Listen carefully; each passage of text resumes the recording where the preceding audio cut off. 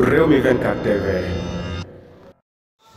dal leen ak jàmm mbokk yi ginnaaw ba ñu leen nuyoo siyaar leen Papa Ndiaye Walfadjri xam ngeen ne bañ ko arrêté ak léegi daal dinay toll ci ay weeri weer moom journaliste Walfadjri boobu bañ ko jàppee ak léegi xam ngeen ne daal dinay yàgg fii ñuy wax gi yéen ni nag daal dinañ koy libéré moom Papa Ndiaye moomu daal dinañ koy libéré fi mu toll nii kon daal tabaski yi kii di Papa Ndiaye incha allah mu ngi ko fas yéene féete fële ca njabootam ginnaaw ba nga xamee ne ay fan rek moom moo ci des kon daal dinañ libéré journaliste bi nga xam ne mooy Papa Ndiaye yàgg foofee lool ca kaso ba def ay weeri weer daal moom tax biñ ko jàppoon daal loo xam ne la